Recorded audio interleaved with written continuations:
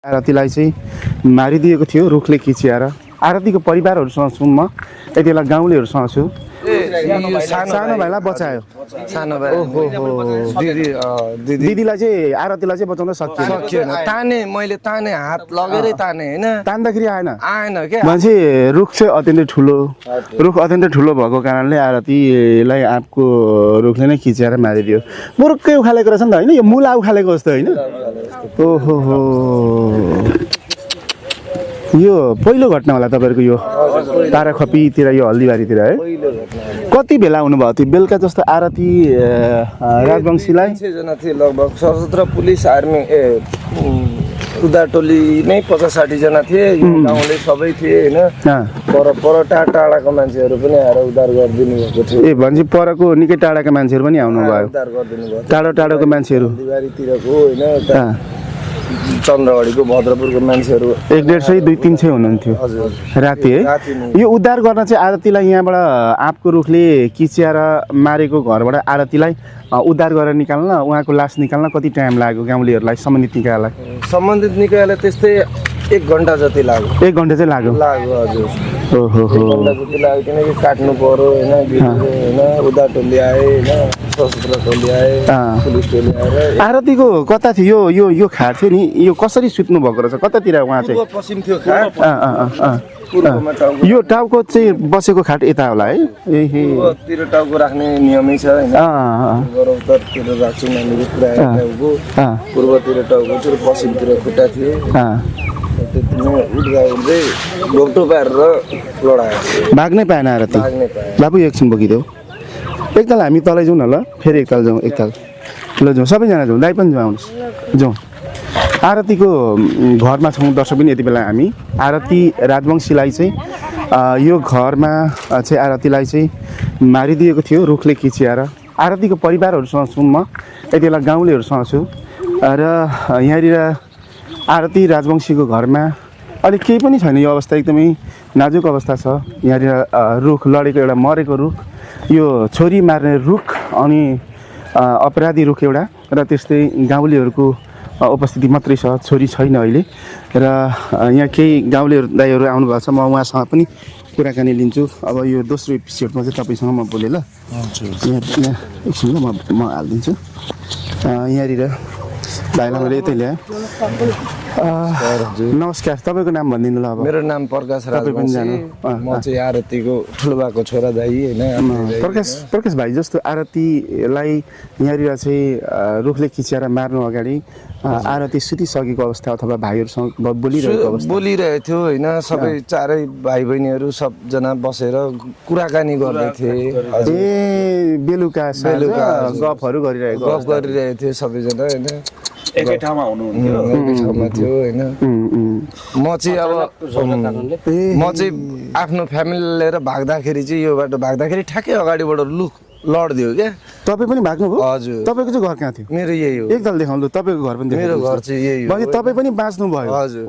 मैले मेरो बुढी आमा र नानीलाई बचाउँदा यताबाट भाग्ने हुँदाखेरि रुख लड्दिएपछि यिनीहरूलाई मैले यही टोयलेटमा हालिदिएँ, आमा र नानी र बुढीलाई हालिदिएपछि। अनि अब सिधै गएँ, रुखमाथि गएँ उनीहरूलाई बचाउनु खोज्दाखेरि होइन, ठाउँ थिएन क्या, छिर्ने ठाउँ थिएन। काका त्यहाँ चिपमा यसरी घुँडा टेकेर बस्नुभएको थियो, भाइहरू भित्र काकीहरू रुँदै हुनुहुन्थ्यो होइन। म माथिबाट गएँ, एक्लै तान्नै सकिनँ र मैले गाउँभरि गएर सबैलाई बोलाउनु गएँ होइन। आउँदा पनि यहाँ हाम्रो ज्वाइँहरू आउनुभएको थियो होइन। हाम्रो दाइको घरमा गएर म दाइलाई गुहार माग्न गएँ होइन, सबैलाई गुहार मागेर आएँ होइन। तर आउँदाखेरि धन्न काकाहरू निक्लिसक्नु भएको थियो। भाइले हाम्रो भाइले सानो भाइलाई निकाल्नु भयो, उहाँले होइन, सानो भाइले निकाल्नु भयो होइन। भाइले निकाल्नु? हजुर, उहाँ भाइले सानो भाइलाई बचायो? सानो भाइ। दिदीलाई चाहिँ आरतीलाई चाहिँ बचाउन सकिएन। ताने मैले ताने हात लगेरै ताने हैन। तान्दाखेरि आएन क्या। आएन भनेपछि म अनि तल छिरेँ क्या। त्यो भत्काएरै छिरेँ, तल छिरेर हेर्छु हाँगाले यस्तो ढाडमा थिचिरहेको रहेछ ओहो किचिरहेको थिचिरहेको रहेछ भनेपछि खाट र रुखको यो आँपको रुखको हाँगा चाहिँ सानो थियो हाँगा त कि सानो थियो हाँगा चाहिँ ढाडमा लागिरहेको थियो क्या ढाड र खुट्टामा लागिरहेको थियो मैले सुरुमा तान्दाखेरि चाहिँ किन आएन भनेर तल गएँ क्या नआएपछि तल गएर हेर्दाखेरि पुरा ढाडमा लागिरहेछ होइन खुट्टामा लागिरहेछ ब्लडहरू पनि निस्केको थिएन आरती बोल्ने अवस्था थिएन त्यति बेला बोल्ने अवस्था होइन मान्छे त गइसकेको थियो होइन तर चेपेर राखेको थियो जस्ट होइन सासै लिन पाएन मुखभरि माटोहरू थियो होइन सबैतिर माटो थियो मैले हटाइ पनि दिएँ तलै पनि होइन घोप्टो पारेको थियो यसरी घोप्टो पारेको थियो पल्टाउन पनि सकिनँ मैले त्यही हातहरू चाहिँ बाहिर थियो हात चाहिँ तान्न सक्यो त्यति मात्रै गर्न सक्यो पछि यो रुख जहाँ थियो नि यहाँ आँगनमा हजुर यो रुख चाहिँ अलि अघिल्लो ठाउँमा थियो कि अलि गहिरो ठाउँमा थियो रुख चाहिँ यही नै थियो आँगनमै गहिरो थियो होइन गहिरो भने जराहरू हल्का माथि आइसकेको थियो होइन पुरानो रुख हो होइन त्यही भएर सिधै रुख घरमाथि नै झरेको पुरानो रुख हो होइन रुखको जराहरू चाहिँ माथि नै आइसकेको थियो ढल्न आँटेको अवस्थै थियो त्यति बेला ढल्न त होइन त्यस्तो पुरै ढल्ने खाले थिएन तर अहिले अब भन्छ नि यो आँपको फलको सिजन आउँदाखेरि जरा अझै माथि आउँछ भन्छ क्या हो तर होइन जरा अहिले माथि नै थियो अनि ढलो होइन तर अब कोसिस चाहिँ धेरै नै गरियो होइन बचाउने कोसिस गर्नुभयो हजुर धेरै गरियो होइन सकेन म 9 बजेदेखि 12-1 बजीसम्म बहिनीलाई सबैले काकाले पनि त्यो खुट्टी तानेर भाँच्न खोज्यो काकाले पनि सकेन होइन काठको खुट्टी हजुर त्यो खाटमा हुन्छ नि काठको काकाले तानेर भाँच्नु पनि खोज्यो सकेन होइन सबैले प्रयास गर्नुभयो हजुर हजुर सबैले प्रयास गर्नुभयो छोरी बचाउनलाई आरती बचाउनलाई ए आरतीको नजिकैबाट हेरौँ न आरतीलाई क्यामेराम्यानलाई पनि भयो भाइले नि नजिकै आरती चाहिँ उनी नै हजुर 10 मा पढ्दै गरेको एससी दिन खोजेको एससी दिएको सेन्ट अप दिँदै थियो 2टा सकेको थियो सकेन हिजो 2टा सकेको तेस्रो एक्जाममा चाहिँ सेन्टअपको त्यस्तो भयो होइन घटना भइगयो कति वर्षको उमेर थियो आरतीको 16 वर्षको सानै उमेर है सानै उमेर ठाउँ लाउलाउको उमेर होइन आमालाई मैले अलिकति नजिकै ल्याएँ आरतीका आमालाई यहाँ ल्याएँ है आमा यहाँ हुन्छ नजिक आमा आरती ठिक छ आरतीले के भन्थिन् आमा एसएलसी लेख्छु अब अनि जागिर खान्छु भन्थे म पढ्छु धेरै कुरा पढ्छु म अलिक 12 क्लास पढ्छु अनि मात्रै आफ्नो इच्छा लिएर म पढ्छु आमाले पढ्नु छोरी म खुसी गर्छु छोरीलाई पढ्नु अनि जसको भए पनि म छोरीलाई पढाउँछु खुसी गरेको त आफूले ढलेर छोरीलाई बचाउन सकेन छोरी पनि गइसक्यो शान्ति गर्दै थियो सकेन कति खुसी गरेको छोरीलाई सकेन ढाल्ती माथि थियो नि छोरीको माथि नै थियो रुख थियो तपाईले कति छोरीलाई बोलाउनु भयो होला खुसी गरेको मेरो 3 जना छोराछोरी आमा खुसी गरेको सकेन छोरीलाई बोलाउँदा आरती बोल्यो त्यति बेला बोलेको थिएन ज्युति अलिक तातै थियो सम्बन्धखेरि छोरीलाई बचाउन सकेन बुवाले के प्रयास गर्नुभयो बुवा छोरी बचाउनको लागि म पनि धेरै गरेको अब सकेर अब के भन्नु छोरीलाई बचाउन धेरै प्रयास गर्नुभयो हजुर धेरै प्रयास गर्यो ओहो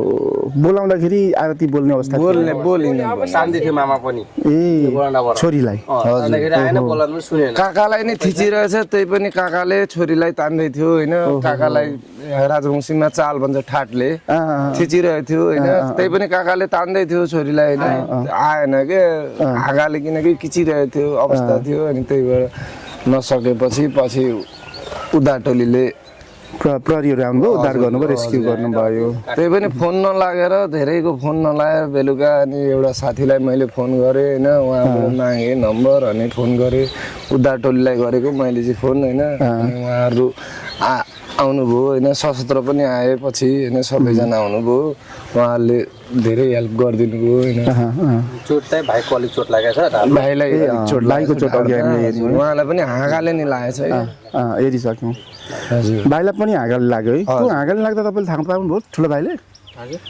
त्यो रुखको हाँगाले तपाईँलाई लाग्दा थाहा पाउनुभयो कसो गर थाहा पाएर त अनि मैले पुरा कोसिस गरेँ क्या निक्सिने मैले पनि पुरा जबरजस्ती निक्सेर अनि भाइलाई चाहिँ बोलाउनु ए भनेपछि तपाईँलाई पनि थिचिरहेको थियो हजुर थिचेर रुखले हजुर ओहो चारैजना भाइ बहिनी गफ गर्दै थियो कोठामा ओहो होइन गफ गर्दा गर्दै चाहिँ रुख ढलेको अवस्था थियो होइन भनेपछि तपाईँ पनि लगभग तिनै रुखैले थिचिराखेको अवस्था थियो ठुलो भाइलाई पनि होइन त सबै कान्छो भाइलाई चाहिँ रुखले के गरिरहेको थियो तपाईँले निकाल्नु जाँदा रुखले नै थिचिरहेको थियो उसलाई पनि केही थाहा भएन होला होइन के भयो ऊ सानो ग्यापबाट निकालेको उसले होइन ठाउँै थिएन क्या निकाल्ने पनि ठाउँ थिएन त्यस्तो स्थिति थियो क्या रुख लडेको चाहिँ स्थिति त्यस्तो थियो होइन कहीँबाट छिर्ने ठाउँ पनि थिएन होइन त्यही पनि हामीले माथिबाट चढेर रुख माथिबाट चढेर अनि त्यहाँ दुलो पारेर छिरेको होइन दुलो पारेर छिर्दाखेरि चाहिँ अलिकति ठाउँ भयो यति अनि त्यहीँबाट सुकुशल भाइहरू निस्कियो होइन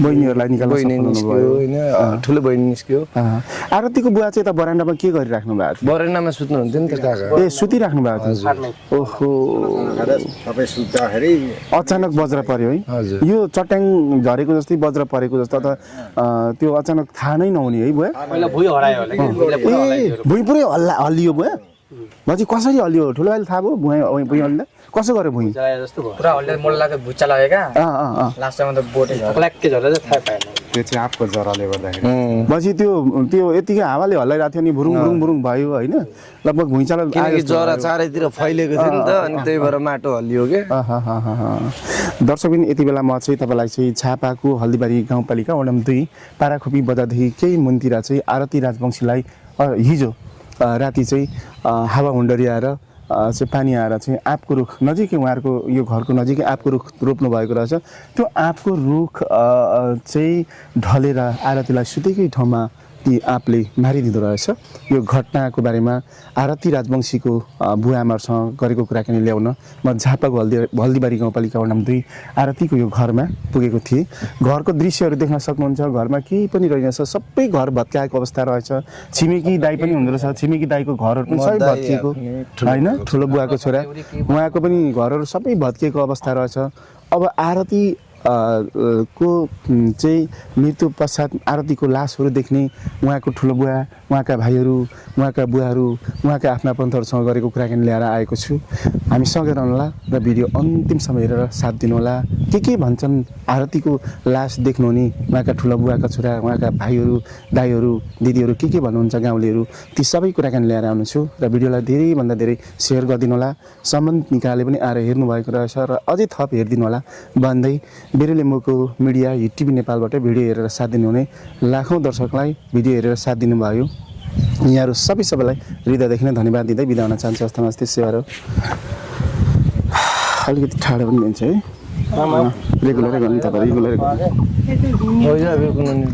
भाइ यो नि अलिकति तपाईँलाई यतै ल्याए जस्तो आरतीलाई तान्दाखेरि आरतीलाई रेस्क्यु गर्दाखेरि त्यहाँबाट आँपको रुखले खिच्याएको ठाउँबाट रेस्क्यु गर्दा तान्दाखेरि आरती आउन सकेन यसो छाम्दाखेरि ढुकढुकीहरू पनि थिएन मान्छे चाहिँ तातै थियो जिउ चाहिँ तातो जिउ तातै थियो पछिसम्म पनि तातै थियो होइन हस्पिटल पुऱ्याउँदा पनि तातै थियो हस्पिटलमा मैले डिस्कस पनि गरेँ एकचोटि चेक गरिदिनु न त भनेर होइन डक्टरले के भन्नुभयो त्यति बेला डक्टरले केही भन्नु भएन होइन गइसकेको छ होइन त्यही पनि तपाईँको इच्छा लाग्छ भने हामी हेर्छौँ भनेर उहाँले पनि चेक गर्नुभयो होइन अनि अब त्यतिकैमा भद्रपुर छोडेर आयो बहिनीलाई होइन आरतीको पनि हिजै तपाईँहरूले सद्गत गरिसक्नु हिजै गरियो होइन कति दिन लाग्छ यहाँहरूको सद्गत गर्न अब 12-13 दिन हाम्रो 13 दिन चाहिँ बार्नै पर्यो 13 दिनसम्म बार्नै पर्यो हजुर बार्नै पर्छ एउटा हुर्किएको छोरी खाउँ लाउलाउको उमेरमा भविष्यमा केही गरौँला भन्ने छोरी